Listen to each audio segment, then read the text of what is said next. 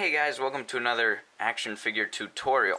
Now I'm going to be teaching you guys how to repaint Carroll's face here, and kind of her hair too, to make her look like she's not poo-poo faced. So, a huge complaint with this character is that, or well, with the figure, is that they put the poo all over her face, or mud, as probably actually is, but yeah, it's just, when she has her poncho on, it kind of fits, even though the poncho looks horrible. It works with the face and all. But then, if you want to display her in any other way, it's kind of screwed. So, yeah, repainting her is definitely a must, especially since her face is actually a better sculpt than the previous series face, which was horribly painted and horribly sculpted, really.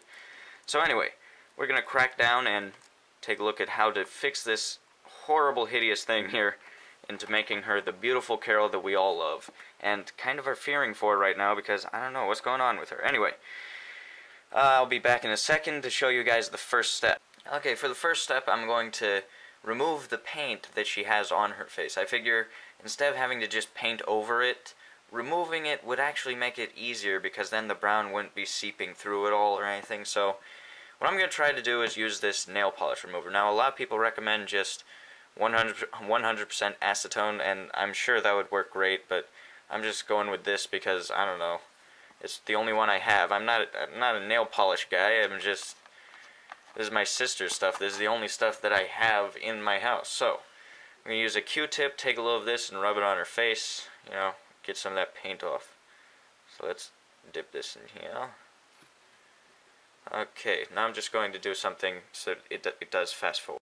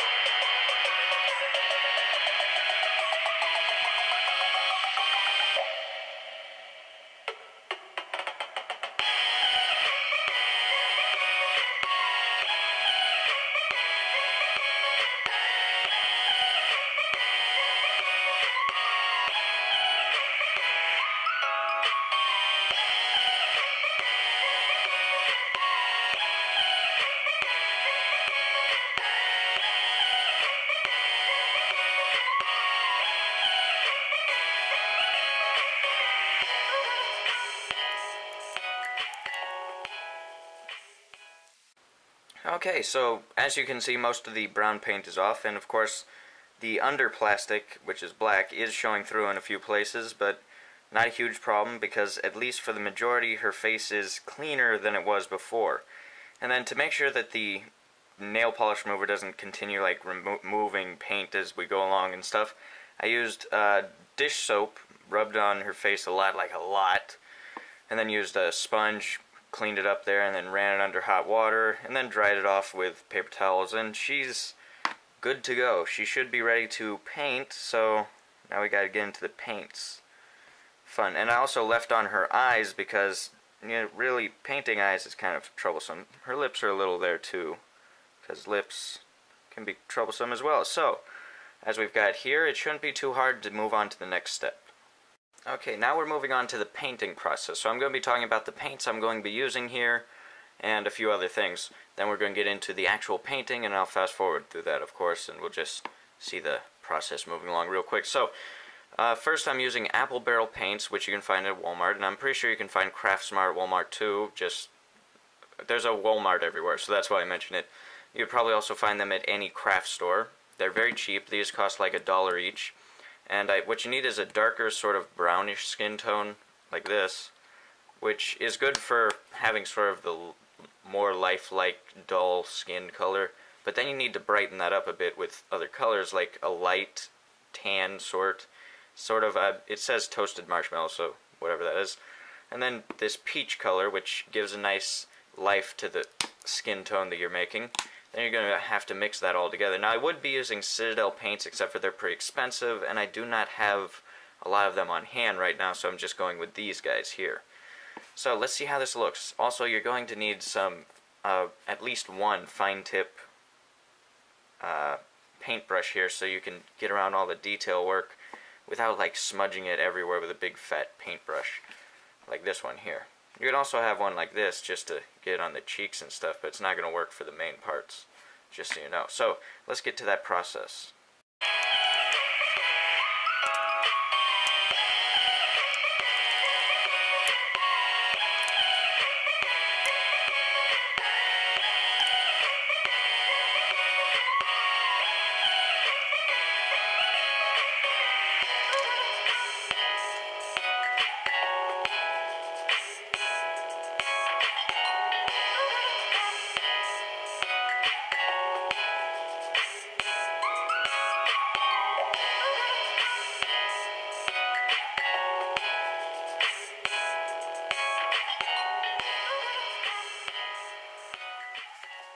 Okay, well, my camera died before I got the second coat of paint on there, so you can't really see that process, but it's all just the same, going around the face with the paint and moving around. I will show you a little bit more, because I could use a little more of a touch-up, but this is the second layer. After the first layer, you could still see some black spots and stuff. Now it's pretty much perfect, but I'm just going to, you know, touch up some small areas, perhaps. So, let's take a look at that.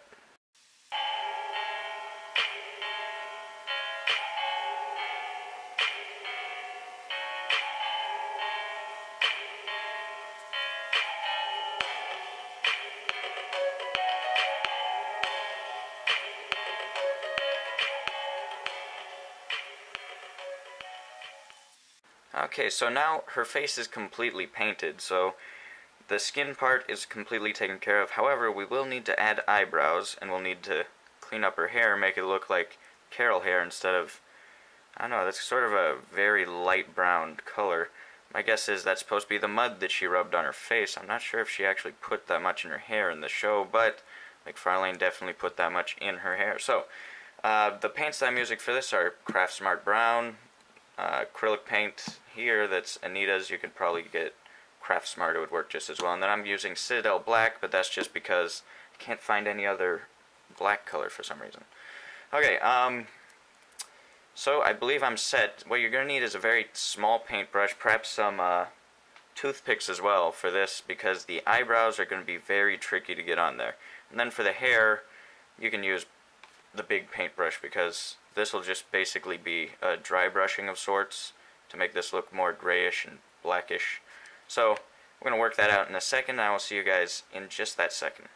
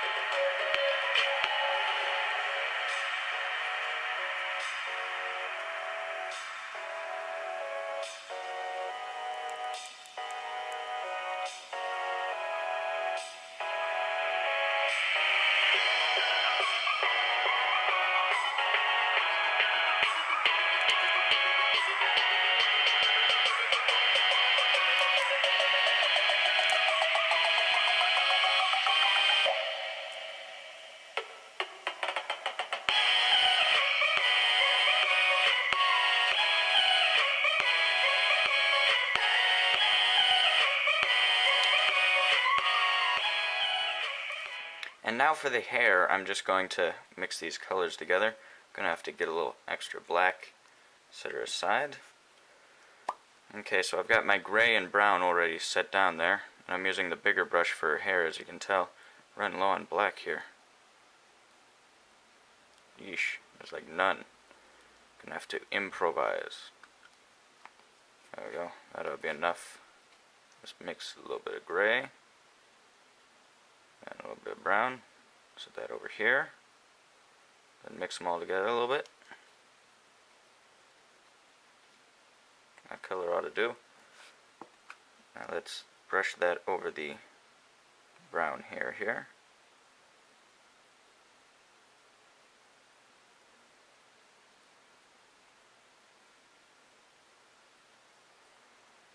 That looks pretty good. Let's just do this everywhere. And then once we get to the edges of her hair, I'll use the pinpoint brush.